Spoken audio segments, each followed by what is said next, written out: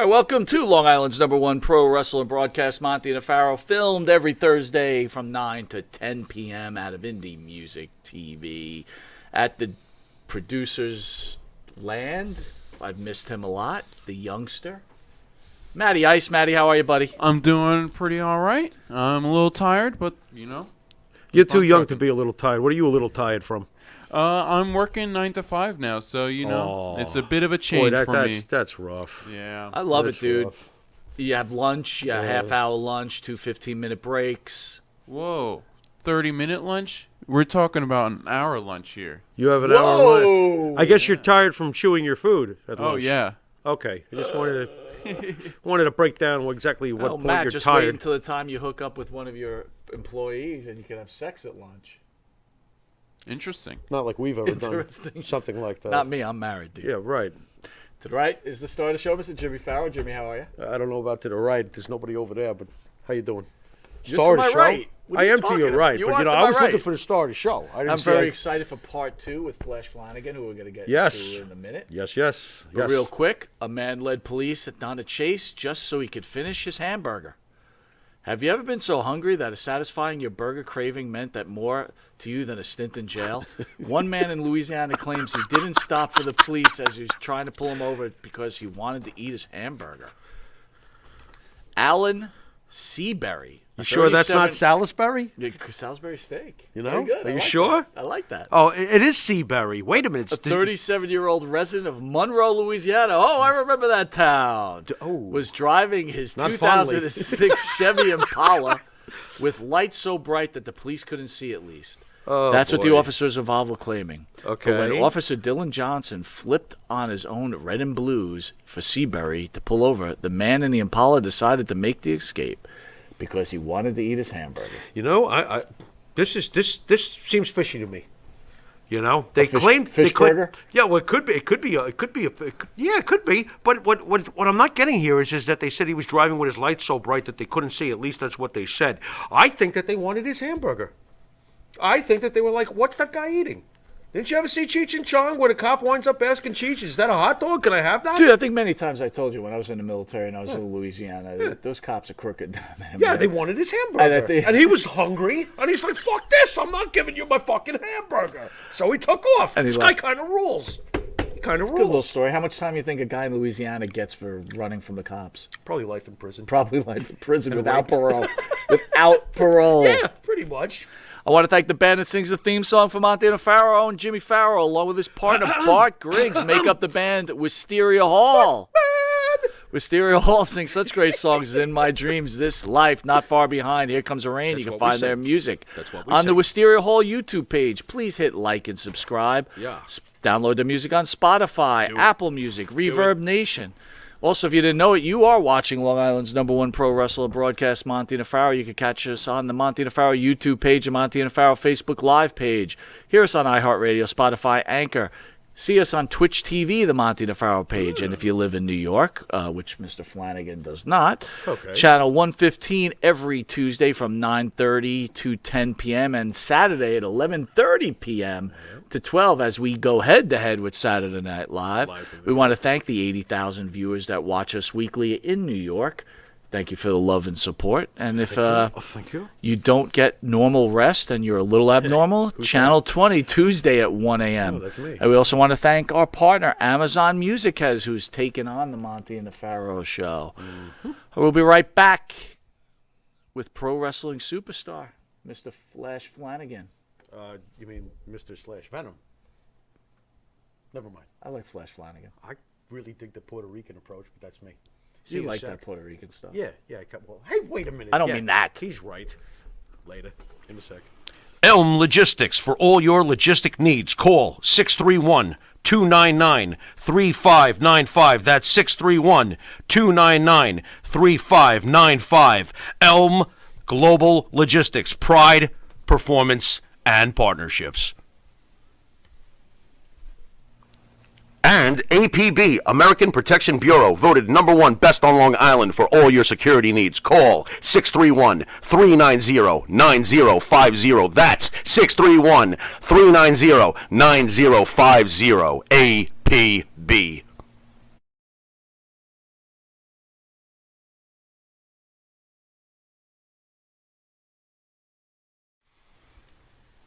The Monty and the Pharaoh Show is brought to you by... Because wine is your second favorite four-letter word. California wine, New York attitude. Good fucking wine. Yeah. All right, welcome back to Long Island's #1 pro wrestler broadcast, Monty the Pharaoh, seen only here out of Indie Music TV, where we welcome back for part 2, because part 1 was very popular. Yeah. Mr. Flash Flanagan. Flash, how are you, buddy? How's everything going, my Not friend? bad.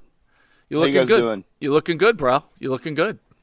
Flash, I'm a little confused. I'm curious. The jersey you're wearing, you mentioned before we came on the air, is a Cubs jersey, but you're also Yeah. a Colts fan, I think, if I remember. Not really a big Colts fan. I quit watching football when they started protesting and everything. Oh, okay. I don't want to see guys protest. I want to see them play. Gotcha. You know, a lot of us feel that way. Okay. And then I want to see them hit people. I don't get it anymore. Are you saying football's Like, getting soft? I agree. everything's getting soft. Yeah, that's true. I mean, you know the consequences when you're getting into it. You're getting paid millions of dollars. I mean, if you don't want to go out there and do it, get a real job. That sucks. There you Go out there and go out there. You're playing one game a week. You got practice, but I don't know. That's just me. So what, you think that actors and entertainers, athletes, they really shouldn't use their power on the public to share their thoughts on political agendas or religious agendas? I personally could do without it if it takes a little heat off your answer. I could do without it. I don't know. I just don't get the world anymore. I'm a hermit anymore, I guess. I just like staying around by myself. I want to be around people. I don't know, it just rubs me the wrong way. Isn't it weird how life has turned? It's like people just want to stay, like, understanding with what's going on with COVID and everything else, it seems like people are more comfortable just sitting at home. Well, here's my whole thought process. It was social media and everything. Like, I don't hardly ever do any podcast. And then to me, guys, there was no Instagram, Facebook, Twitter, or any of that stuff back in the 80s or anything. Guys like Randy Savage, there aren't any guys like that anymore. Hogan, I mean, you didn't know anything about these guys' personal lives or anything. All you saw was you saw on TV. Now, you look at wrestlers now, everyone looks the same. They all work the same. And you see one match, you've seen the same thing you're going to see in the next match. So there's nothing different. So I just, like I said, I may have just, I'm behind the times, I guess. I don't know. Well, I think maybe what you're trying to share is wrestling was, I mean, look, to be fair, you could even say this about our show, right? Wrestling was in a very exclusive club, and if you were lucky enough to be part of it, it was something special. And then you could get two clowns like me and the Pharaoh all of a sudden have a very popular pro wrestling show, and we know absolutely nothing about pro wrestling. So I guess I Speak for yourself. What the hell? Two clowns? Oh my God! Hey Flash, what are you doing this weekend? I'll come hang out with you. What the heck is this? Two clowns. Flash, do you think that it's been ruined because of the way wrestling is no longer really concentrating on building a star like a Hogan or a star like a Stone Cold Steve Austin, and it's more become a corporate thing, like, you know, they want everybody to just be a part of the cog but not the shining, you know, the shiny, sexy part like a Hogan or a Savage or a Stone Cold or a John Cena. I don't think Vince wants anyone as popular as those guys anymore. Tell us why. He's like, well, if like Steve Austin or The Rock, if they come in, they can pretty much do what they want to do. What's Vince going to say? I mean, those guys are over. So now he wants you to get over, but don't want you to get over too much. If you get over too much, I got to bring you back down. And the 50-50 booking, that's stupid. I mean, some guys are over, some guys aren't. And some guys know the road. Hey, Go out there and put someone over. That's your job. Okay, fine.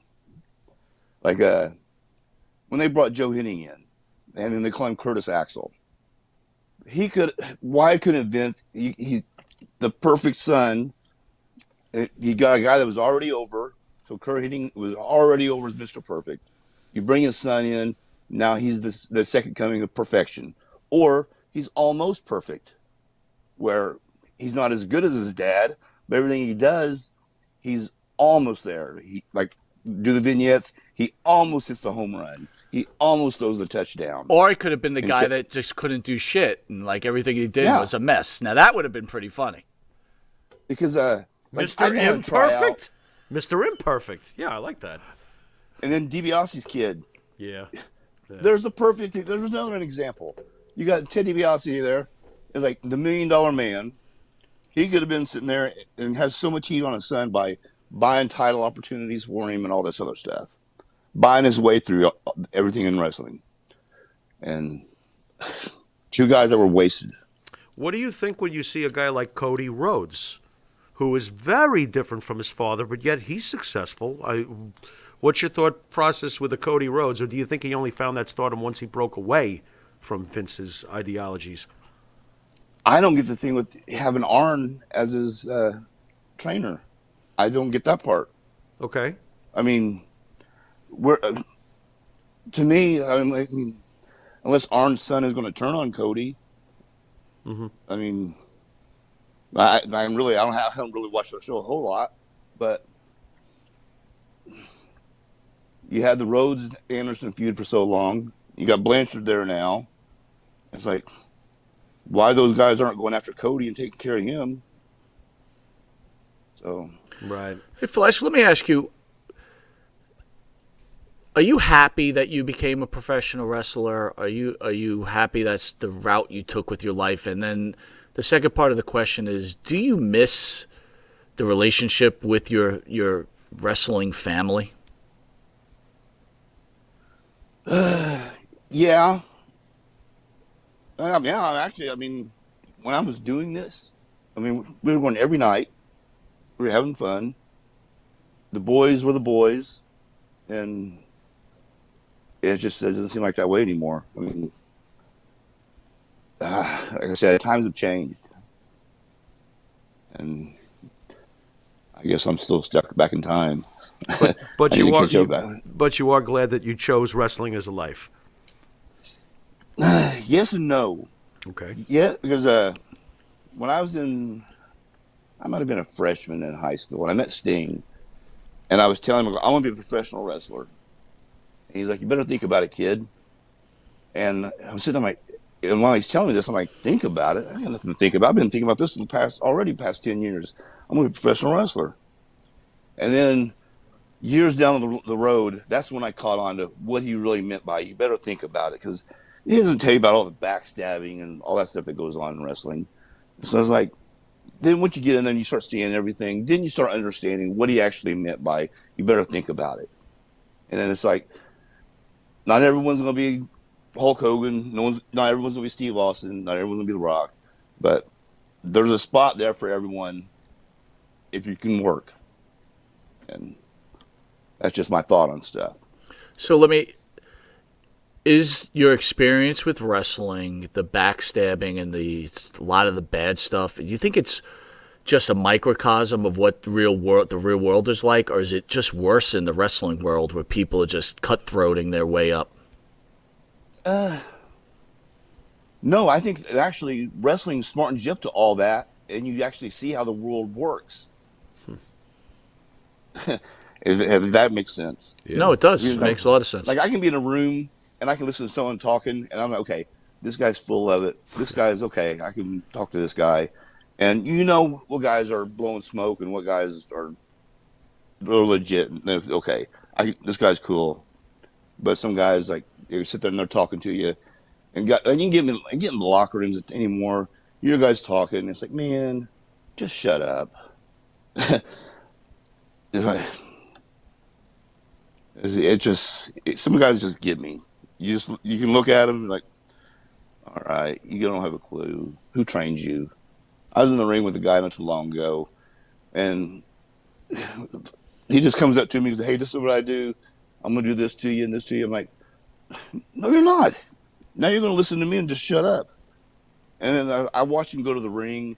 He went to the ring, he had no ring presence at all. He just walked to the ring, got in the ring, and just stood there and waited. I was like, "You didn't even work the crowd. You didn't do anything." And I was like, "God, does it come to this?" And it made me just sit there like, I was like, "Man, I don't even want to be a wrestler anymore." But then there's nights you get out there and you get someone that can go and can work. It's like, man, this is great. But then there's more times anymore you get there with guys that can't work, and it's like, God, that's pulling teeth. What do you think that's the problem is that there's the wrestling schools out. Look, we were joking, but maybe not in some ways. Nowadays, everybody could be a television star, an actor. Like, you can make a movie on your phone. Do you think that there's just too many wrestling schools out there and just no one's getting proper training? And now anybody could be a wrestler, from a 5'4" Marco Stunt to, whoever. Well, I mean, listen to Cornette. I mean, I can sit down and listen to Cornette all day because I could agree with everything he says. And it's like, Cornette's right. But I do disagree with one thing that he says. He's like, "Oh, the toothpaste's out. You can't put it back in." I think it can be. It just, guys just, I don't know. You sit there, like Jake, when Jake with the DDT, you knew that was it. That's his move. Now, every match has a DDT in it or something. And so everyone's doing the same exact moves. And that's why I can't watch AEW hardly. You watch the first match, you've seen every match because they're all going to do the dives out to the floor. And no one knows how to do a dive anymore. Everyone sits there and waits for everyone to pile around together.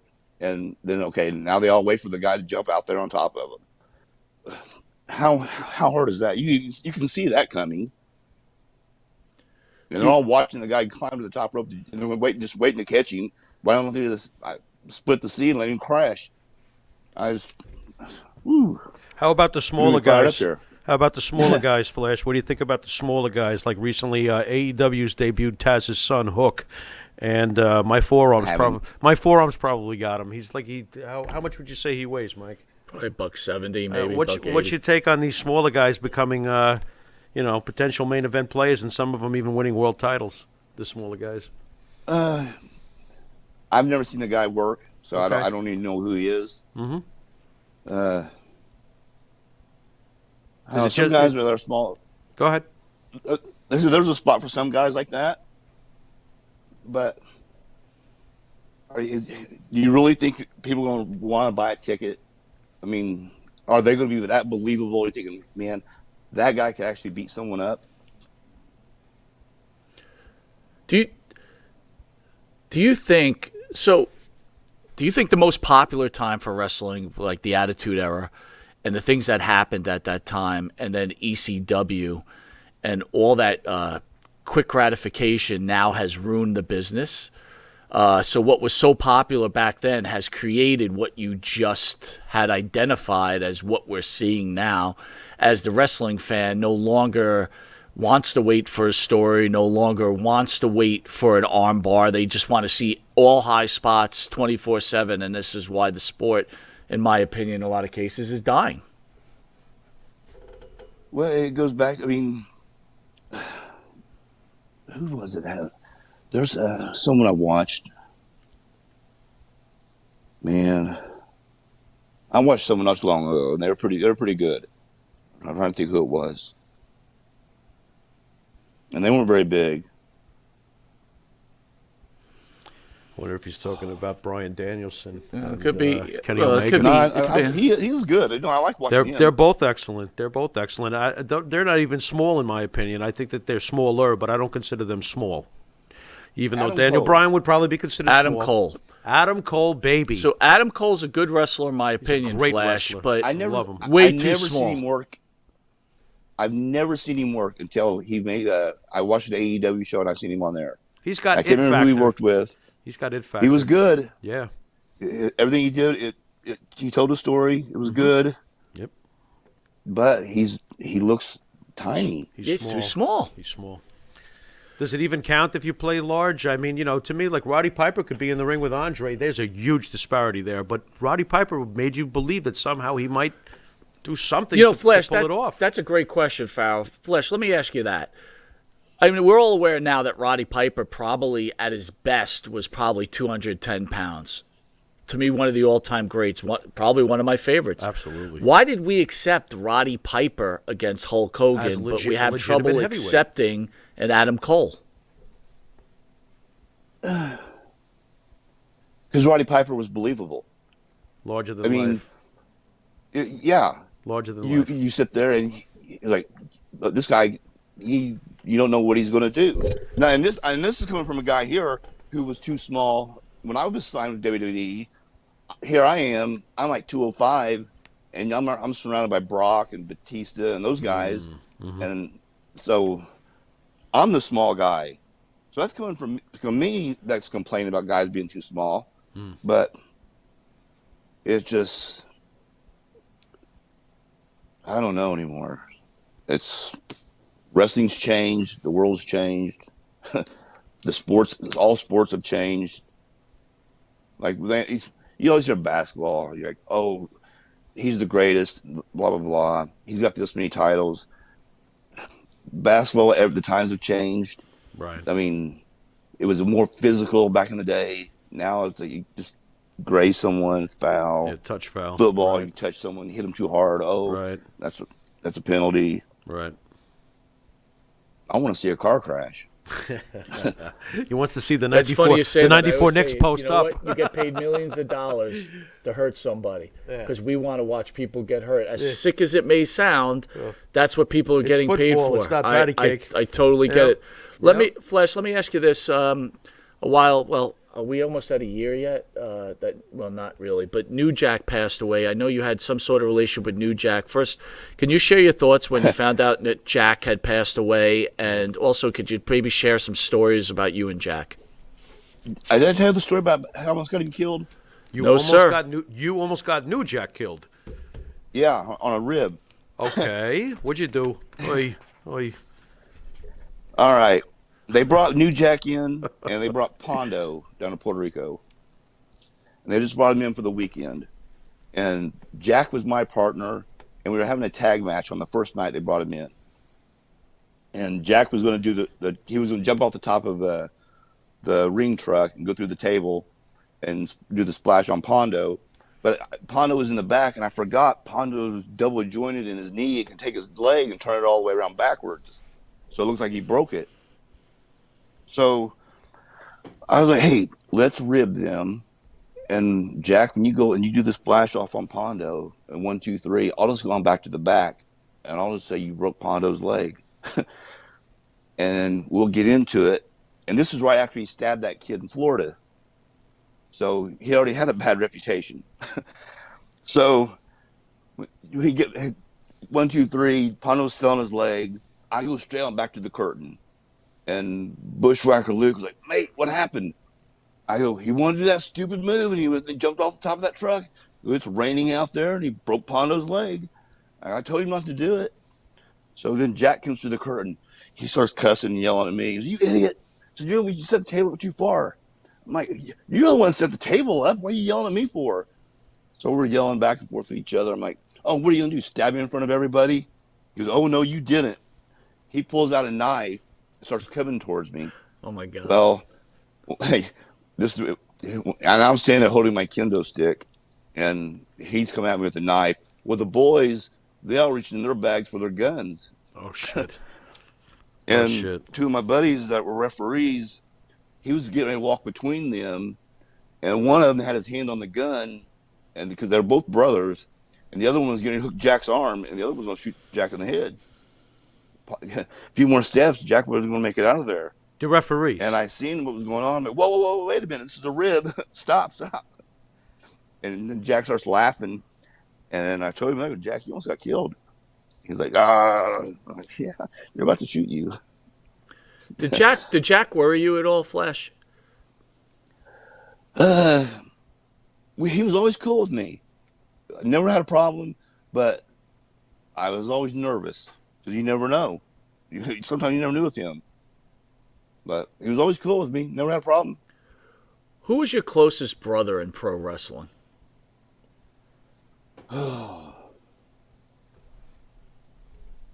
Man, there's so many guys.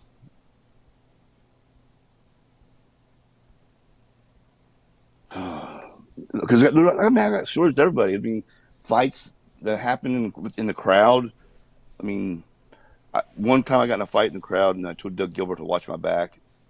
All I told him was, "Don't jump in. I mean, just make sure no one sneaks up on me or anything." Doug was right there by my side. Like, Doug, Wolfie D, and then the OVW guys back in the day. I mean, Well, let me ask you about and in Wolfie. Puerto Rico. Let me ask you about Wolfie D. Wolfie D, we've come somewhat close with him, Jimmy. Really wonderful guy. Can you share like your feelings about Wolfie D and how you built that relationship with him? This all started. I met him a few times before went to Memphis. He came in there and he did some shows for Danny Davis, and then I was in Memphis, and me and Steve Dahl was working with him and Jamie, and we always had fun. And then later on, when after USWA closed down, me and Wolfie started working with each other for Burt. He was doing Music City Wrestling, and we were working each other. Then we started teaming up. We were the Black Sheep, and then Burt closed down.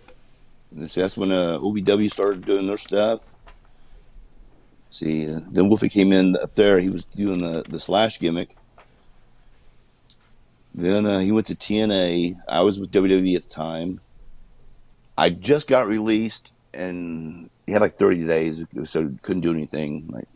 So that my 30th day was the next day. I went to TNA, and that's when they told me, they said, "Dye your hair black. We're going to call you Cobain." I go, "All right." I go, "Is there anything else? What do you need?" And then I get there to the show, and Russo was like, what kind of gear you got?" I go, "I got my wrestling tights and stuff." No one ever said anything. That's all I said. They told me to dye my hair black, and went out. They go, "Well, what would Kurt Cobain wear?" I'm like, "I don't know. What would he wear? He's wearing a body bag." It's Mike's favorite musician, by the way, is Kurt Cobain. Just wanted to mention that he loves him, especially his contributions to the '90s after the '80s. But so then I go out. Go get some jeans and dirty them up in a t-shirt. Yeah, the Like, flannel. man. Grab a flannel from Seattle. Well, I went and got some jeans and a t-shirt, and I went out to the ring, and they start chanting Nashville Brawler. Oh, all right. And I was like, I'm done already on my very first night. And I came back to the back. I told Jeff, I go, "That's not going to work." He's like, "Well, change it up a little bit, see what you can do next week." So I changed it up a little bit. It was better, but then I came there the next week and wasn't booked. Then the next week I wasn't booked.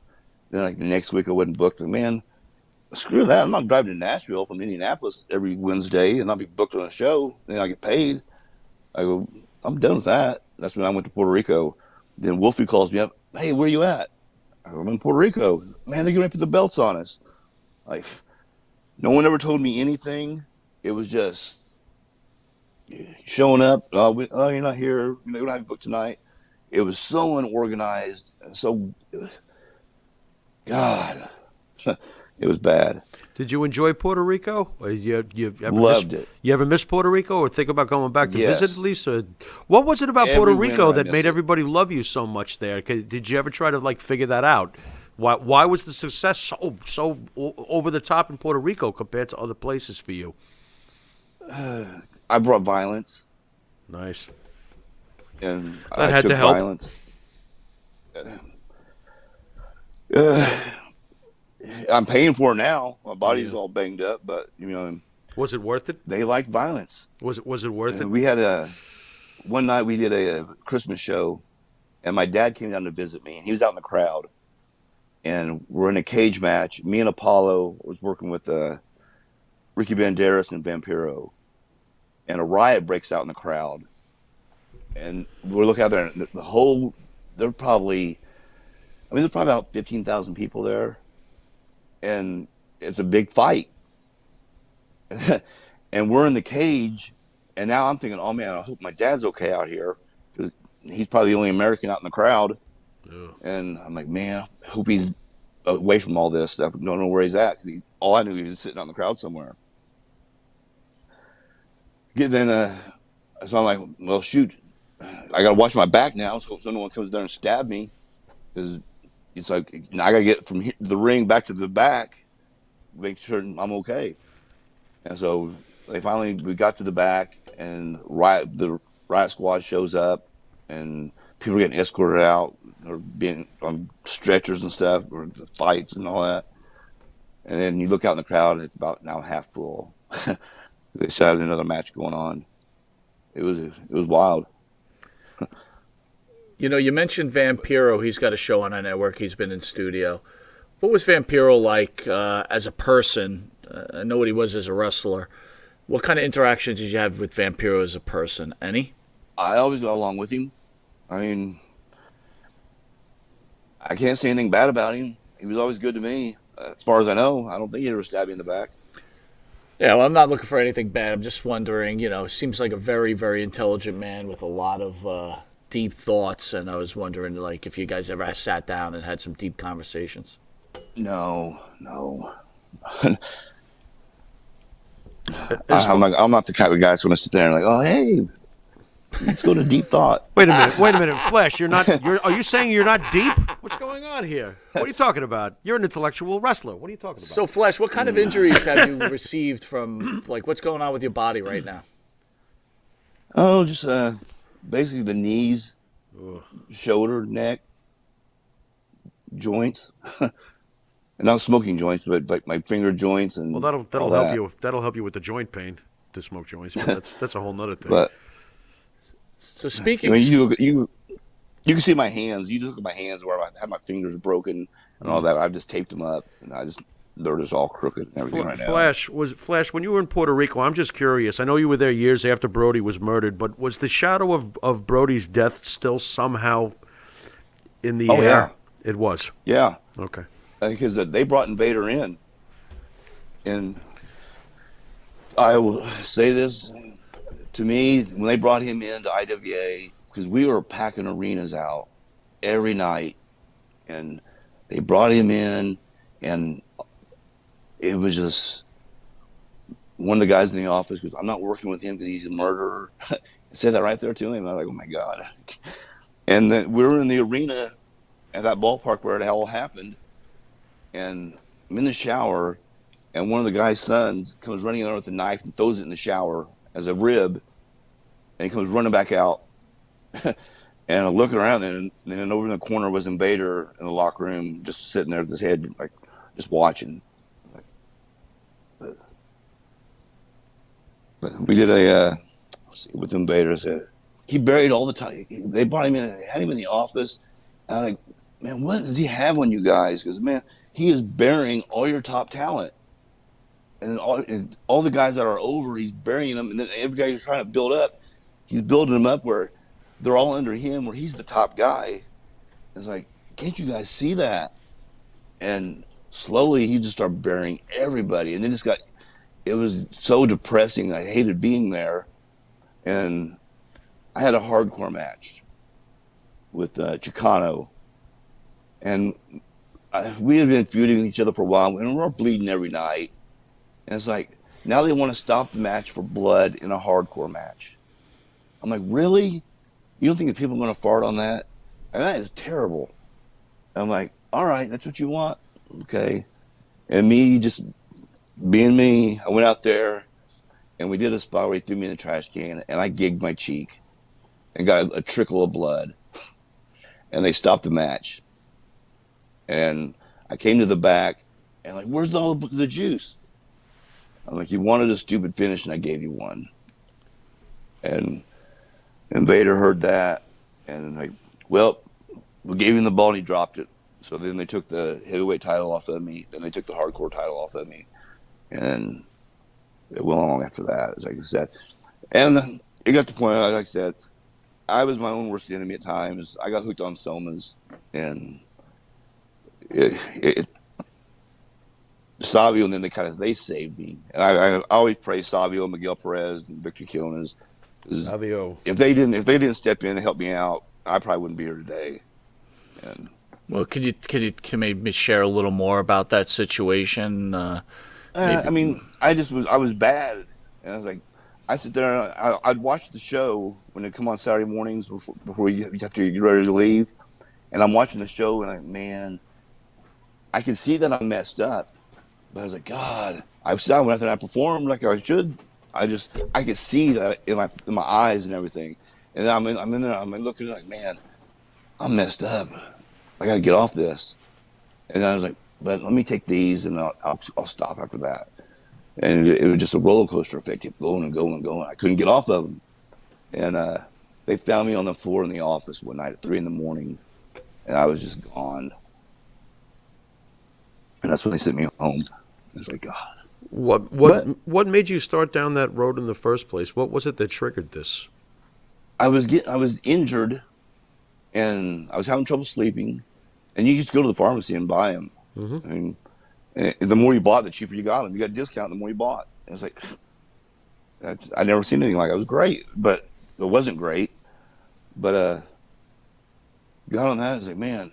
And then I would like take a couple of them and take a Vicodin, and then I had to get a shot for my back. It was one of those. I didn't want to go home. Didn't heal up. I was like, hey, I got to keep going, and it took me a while to get myself over down there. And now that I got myself over, I want to stay. And so it was night after night, just going out there. Because it wasn't like I went out there and took a night off. I went out there every night to tear the house down. And that's like advice. You try to give younger guys advice and tell them, hey, man, you can't put your body through that every single night. You just can't. Did you have any choice words? Did you have any choice words for Invader when you left the territory, considering all that he did to damage the work around you and your work itself too, stripping you of belts? No. And considering he probably shouldn't have been in that position in the first place, considering he's a murderer. No, I mean, it was what it was. Mm-hmm. And I mean, I was glad I had a job as long as I did. And Fair enough. I knew I needed to get out of there. I needed a break. And when they sent me home, I was like, great, because I needed this. But then I came home, and then I got myself cleaned up, and then I went back, and everything was good. There you go. Did you have a favorite territory in your career? Is there one place? Is it Puerto Rico, or is it OVW, where you are a quadruple champion, if I'm not mistaken now? Do we have that right now? Oh. Yeah, that's right now. Okay. Very good. Very good. OVW was fun. Is it your favorite, though? Do you have a favorite promotion? If you had to pick one. Puerto Rico was a blast. Smoky Mountain would have been way better if I could have got there sooner, because here I am, I'm 20, 21 years old, and I'm there in the locker room with all the guys that I grew up watching. And everyone was helping out and teaching and getting to learn every night. It's like, this is great. And then they closed down. I was like, man, that was kind of depressing. Then that's when, long after that, that's when I went to USWA. Was Cornette your greatest teacher? I mean, who did you learn the most from? Cornette, Rip Rogers. Okay. But at the time, see, like, when I started out, he was teaching me. I learned a lot from Rip. But Rip was so sarcastic and stuff, at times you didn't know how to take him. And I was like, man, does Rip like me? You didn't know. Okay. But then I can see that. As I learned what Rip was doing, he's teaching you in the wrestling business how cutthroat what guys are doing to you. But if he's messing with you, it's because he likes you. And Rip, I learned so much, and I was like, man, I didn't realize I was learning until when you're learning it. So I don't know how to take it out right. It was your Karate Kid moment. Yeah, but it took years later. It was like later on. It's like, man, I realized what you were doing. It was great. So now it's like you can sit there in a locker room and rib guys, and it's like he doesn't even realize I'm ribbing him. That's the funny part sometimes. So explain this to me. Why does Cornette get so much praise? This is a guy, right, who bought his way into the industry, I think, right? And he was never a wrestler. He's just One of the greatest managers of all time. But he was a manager. One of the greatest talkers of all but he was, time. He was those things. But why is he held in such high regard for his knowledge about pro wrestling? Well, I mean, there was times like I would want to do things, and then he would tell me why I couldn't do it. He's like, once he sat there and explained it, and hey, it makes sense. I see now what you're trying to say. I was watching Punk talking about Tony Atlas one time about the tape. Yeah, he talked about the wrist tape he had all up his arm, and I get that. I know exactly where he's coming from on that. I know Punk's thought on that, and I know Tony Atlas's thought because Buddy Wayne was the same way when we were down there in Memphis. Buddy Wayne was like, "Oh, you kids, you got knee pads on, that tape." So we didn't wear any of that stuff whenever I was going on. See, you wore tape when you have tape this match. You don't wear knee pads. Like, yeah, but that's why your knees are all messed up. Was Cornette the exception to the rule? Because I think that's interesting what you said, that the promoter would actually explain to you why something shouldn't be done a certain way. Did most promoters? I would think most promoters wouldn't even tell you why you're doing something wrong. They'd tell you what you're going to do, go out there and do it. Was Cornette more than just a promoter? No, I mean, it sounds like he's an educator as well as a promoter. Seems kind of rare. He would just give you the gist of what he wanted. Okay. And then if you had any ideas, you would throw them out there. And sometimes, hey, that's great. And then there's sometimes like, no, don't do that. This is why. I'm like, okay, now I understand why I shouldn't do that. Okay, cool. But you felt comfortable approaching Jim Cornette, though. He didn't have an aura like you better not bother him right now. No. Okay. I mean, I knew, and when I was in the Smoky Mountain, I kind of watched what I said, but because I was just getting my foot in the door. But then I'd already known him when he came to OVW, so I had that connection already. So I didn't have much of a problem saying anything to him. So real quick, pick me your favorite promotion back against the wall. Is it Puerto Rico? Is it OVW? What is it? Oh man, I'm going to make you answer this one. Got to pick one for me. It's got to be one. If I could go to one right now. Yeah. Smoky Mountain. Smoky Mountain. Very good. Very good. And I would go to Smoky Mountain in Puerto Rico. Smoky Mountain in Puerto Rico. You should see those mountains up Only there. because I like the weather down there. I like that. You got a little combo. Hey, Flash, going. what were the paydays in Puerto Rico? Ooh. It was a guarantee. You weren't going for taco. You weren't going for Taco Bell regardless. After. Am I being bad? I'm being bad. What'd you say? Nothing. I better not say it again. I don't want to get us kicked off YouTube. Were you able to go to a steakhouse, or were you stuck going through the drive-through? I mean, no, I could go. I could go to a steakhouse. Oh, there we go. I could have went to a steakhouse if I wanted to. We should go to Puerto Rico. I had a free place to live. Nice. I had a free place to live. And lived on the beach. And nice. Like I said, all I was at was my food. Any thoughts on Carlos Colon? I'd always got along with Carlos. I worked for him. But, oh, man. I hate saying anything bad about anyone now because I still go to Puerto Rico every now and then. But I didn't have a problem with him. Do you think he got away with? Do you think he got away with something, perhaps, with the Brody thing too, or you just don't want to touch that one because you want to get to that steakhouse? I'm gonna go to that steakhouse. Yeah, good man. He's smart, Mike. That's a smart man. We got a smart guest. All right, Flash, we're going to hit you with something we call the Pharaoh's Final Question. We want to thank you for joining the show. Absolutely. You're a pleasure to talk to and a hell of a guy, and I thank you for everything that you've been sharing with us. And thank you for, I know you don't do a lot of these, so thank you for at least taking your time with us. We feel actually privileged that you gave us the opportunity to talk to you and interview. One thing. Bison Smith was probably one of the most underrated guys in the business. He worked for Noah. He was from, he's from Fresno. He was great. He was a big man. He should have worked for Vince. And, oh man, it's a shame. So I went down, he passed away in 2011, I believe. I was down there and I was talking to him on the phone. And this was like September. And, he couldn't leave the house. I'll just catch you next time I come down here.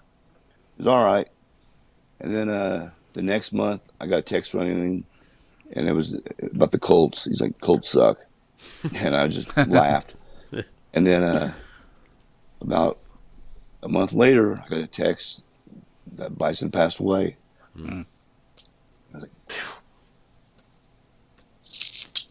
It was hard. We're going to hit him with the final one? Hit him with the final one. All right. Flash, I'm going All to right, hit you. let's hear it. I'm going to hit you with the final question for the week. This week, we're actually going to be talking about this. Of course, this will be on the day after, but we're talking about the greatest wrestling matches in the history of this business. I want you to name me, in your opinion. You know, if it's your favorite match, fine. You can answer it any way you want. What do you think is the greatest professional wrestling match of all time? And you got to give me one. Ain't I a bastard? Okay. It'd be Flair Steamboat, Uh-oh. I would say. My Come partner's on getting already. sick. I'm already He's starting to disengaging in convulse. this conversation. But Okay. why? It's a Hey, great Flash, answer. Flash, hold It's a on, Flash. great- How could that be considered the greatest wrestling match when only 2,000 people would see you- all three of those always matches? go back to that. That was a trilogy Well, of hold on a fans. second. Go ahead. Okay. Flash. Help me out. Randy Savage and Ricky Steamboat. The WrestleMania 3 was a great match. Right. But you go back and watch it, it was a good match, a good solid match. Going in, and so many guys try to copy that match now. It's so pathetic. Well, Yeah. I'm going to say to you that Flair and Steamboat tried to copy that match. No, Savage and Flair, there were so many, what they did, there were so many false finishes, but it was basic stuff. It was nothing ever complicating. It was probably complicating for Steamboat having to memorize everything. Geez, I would. But I mean, wasn't that the best part of that match? It was realism, right? That in when we used to love wrestling as much as we did, a simple cover. That's what you try to do: cover your opponent and win the match, not hit him with a quadruple flip off the top. But anyway, not but Go ahead. that's what they do now. That's Yeah. like now when they try to do a WrestleMania match and they try to copy the Steamboat and Flair or Steamboat and Savage. They hit him with every big move, and it's like, Jesus, you're hitting when you use your finisher on you watch the Raw. I'll hit my finisher, and there's an easy 3 count. Now I get hit my finisher 3 or 4 times before I can beat you. No, You see. all right. So what's DDTs the in greatest first match minute? of all time, Flash? He just said Steamboat Flair. That's his answer. I say not Flair Steamboat. I'm not accepting that. No, that's perfectly acceptable, and don't listen to him because he's always doing this with those guys. Was it the trilogy? man. You're gonna pick any particular one because they had a trilogy. To me, it might have been the one in the Let's middle. see I here. think. But Which I'm one? not The one positive. where 500 people saw I it? knew The it. other one Your where Flash is 1,500 starting people again. saw it. Oy, this is unbelievable. The Chi-Town Rumble was good. There you go. New City you Showdown go. was good. There you go. There you go. Honestly, I think And it's of the course, I think it's the blueprint for a lot of the stuff you see AEW trying to give you without the cartwheels. I feel like that was the beginning of this is a wrestling clinic, and AEW likes to put on their version of a wrestling clinic, but you got gymnastics. I don't think that's that much of a difference, to tell you the truth. I don't know what your take is, but nowadays the wrestling has become so. With AEW, it's all an athletic contest, but to me, it's fancy gymnastics. And I can't really knock anything. They're talented guys, Oh, it's not Because that. I I'm would not go out saying that there either. and- Yeah. but I don't know. I think there's. Here I am. I'm showing my age again, but this is stuff I was told, and I was out there and I was doing a million things also, but less is more. And those guys, you can sit there and look at Rock and Hogan. Oh yeah. What did they really do? Oh, that was And That's they why- had the people in the palm. They had That's the right. people in the palm of such their hand. theater. So Oh, my with God. that, Flash, I want you, after this interview, turn the lights off, rethink about your answer, and report back to me next week how you will change your favorite match because, I was loving the interview until that portion of This it. is unbelievable. Flash, unnecessary Okay. heat here from my partner. Unbelievable. What's he going to call back next Well, week? I saw Hogan Andre. It's Hogan Andre. Oh, No. my Lord. All right, Flash, I want to thank you. And Yes, thanks, bro. Hopefully Thank we can you. have you on again soon. Thank you again for a wonderful interview, and thank you for taking your time out. Hey, no problem. We'll talk soon. All right. Get it easy. All right, brother. Flash. Oh, well. Not bad for a part 2. Straighten my pledge pin. Huh? Not bad for a part 2. Oh, yeah, that's right. That was the sequel. That was the sequel. That was the sequel. That was Not good. so sure I want to agree with again. Why do you always pick on Steamboat and Flair? I don't know. But with that, send us out. Man, you've been watching Monty and the Pharaoh, very rough Mike Monty. And until next time, later.